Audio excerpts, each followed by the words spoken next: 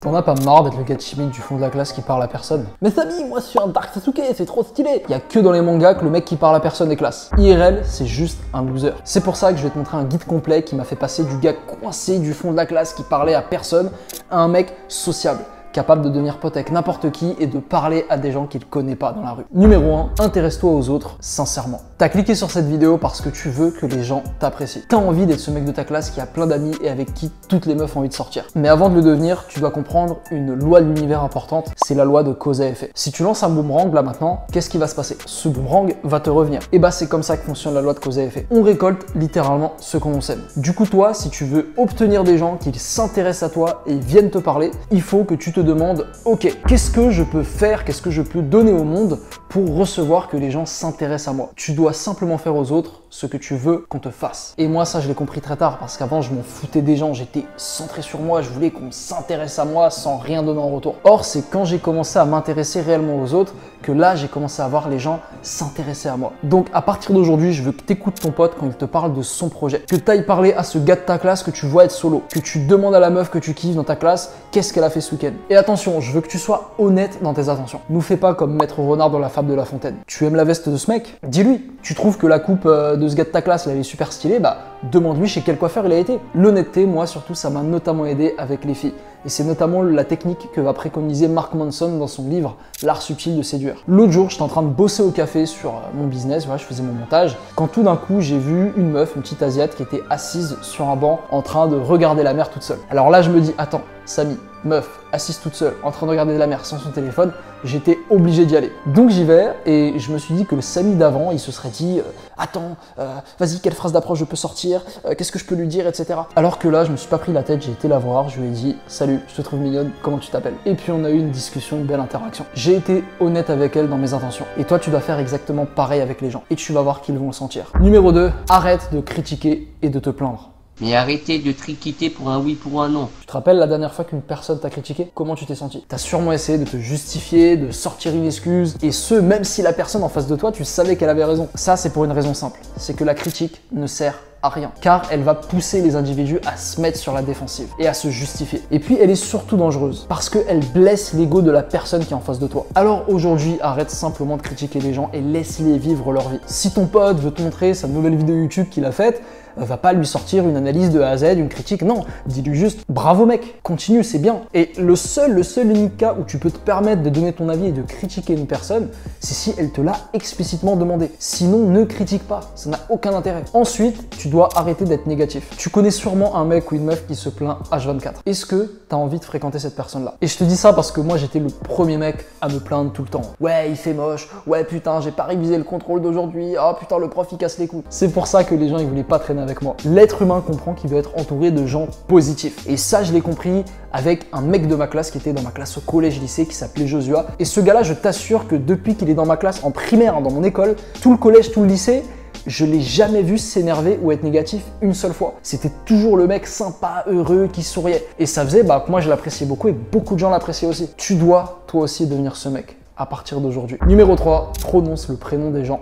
Est-ce que tu connais Franklin Roosevelt, 32e président des États-Unis? Son secret pour gagner les élections, il l'a révélé. Le mec a appris littéralement le prénom de tous ses électeurs. Vraiment, tous. Chaque fois qu'il disait bonjour à quelqu'un, qu'il leur serrait la main, qu'on leur tenait la porte, il prononçait le prénom de la personne. Et ça a fait que ses électeurs, ils étaient hyper fidèles, ils ont voté pour lui. Simplement parce qu'il se sentait important à ses yeux. Tu vas trouver ça ouf, mais le fait de prononcer le prénom de quelqu'un, ça revient littéralement au même que de lui faire un compliment. Par exemple, quand moi je vois un mec que j'ai pas vu depuis longtemps et qui me dit wesh tranquille, bah ça me fait moins plaisir que s'il me dit wesh Samy, comment tu vas? Là je vais être content parce que je me sens directement important aux yeux de la personne. Et se sentir important, c'est l'un des désirs principaux de l'être humain. Ton action aujourd'hui, elle est très très simple. Quand tu vas saluer tes potes, tu vas plus dire salut mec, non, tu vas dire salut Maxime. Quand tu vas parler à cette meuf de ta classe, lui demander si elle a fait le contrôle, tu vas lui dire ah et toi Margot, est-ce que tu as réussi le contrôle? Et prononce-le correctement. Le fait d'avoir fait l'effort, ça va faire que les gens, ils t'apprécieront 10 fois plus juste parce que tu prononces bien leur prénom. Numéro 4,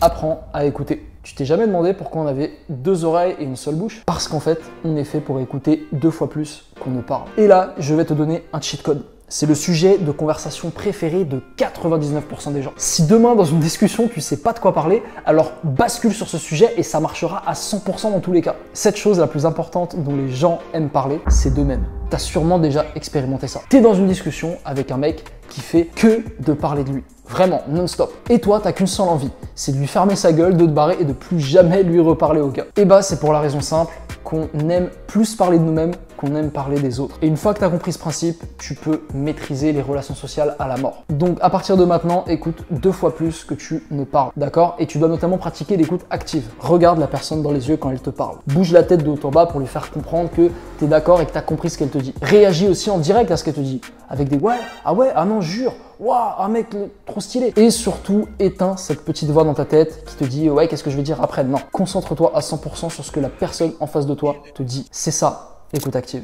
Et en faisant ça, frérot, grâce à ces simples principes, j'ai un pote carrément qui m'a déjà dit quand on discutait ensemble, ouais mec, ce qui est bien avec toi, c'est que tu parles pas que de toi en fait. Tu écoutes les gens quand ils te racontent quelque chose et tu t'intéresses. À toi de jouer maintenant. Enfin, conseil numéro 5, ne dis jamais à quelqu'un qu'il a tort.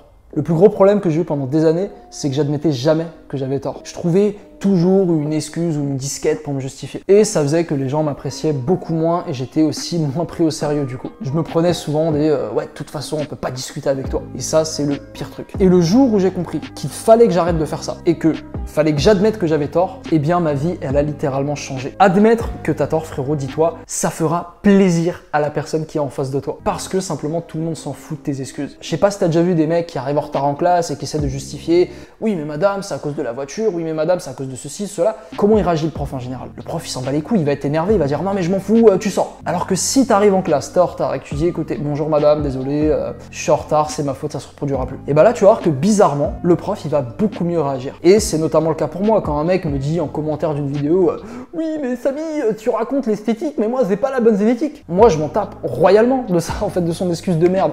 Est-ce que t'as appliqué mon programme optimisé pour l'esthétique, disponible dans le premier lien en description?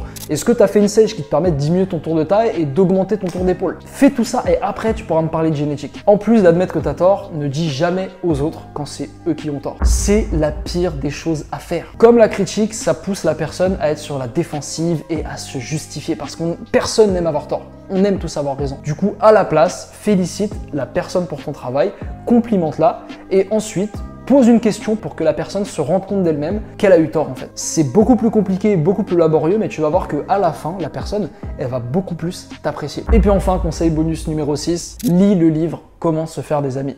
D'habitude, ce que je fais, c'est que je t'oriente sur une autre vidéo de ma chaîne pour aider le référencement, mais aujourd'hui, c'est pas intéressant. J'insiste, vraiment, je veux que tu lises ce livre, Comment se faire des amis de Dale Carnegie. C'est le livre qui a changé le plus ma vie quand je l'ai découvert et il va changer la tienne, donc vraiment, j'insiste, c'est ça ta mission aujourd'hui. Il coûte 8,90 €, tu peux le choper pas cher sur Amazon, à la Fnac, j'en sais rien, donc il y a même un lien en description. Même si t'as la flemme, t'as vraiment la flemme ou t'as pas d'argent, va au moins checker un résumé en ligne, c'est super important. En attendant, frérot, abonne-toi, lâche un like et mets un petit commentaire pour savoir si tu as d'autres principes qui peuvent te permettre d'être apprécié des autres. Sur ce, frérot, je te dis à la prochaine. Allez, ciao!